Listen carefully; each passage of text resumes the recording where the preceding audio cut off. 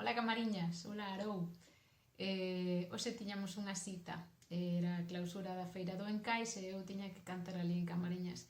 Para min era un día moi importante, moi cheo de emoción porque iba a estar a miña familia toda ali. Non pode ser, porque nos toca agora loitar contra esta situación, así que vos gravei un anaquiño dun arranxo que fixen aquí na casa, espero que vos guste, e ya quero dedicar aos mariñeiros e as mariñeiras, e os fillos e as fillas dos mariñeiros.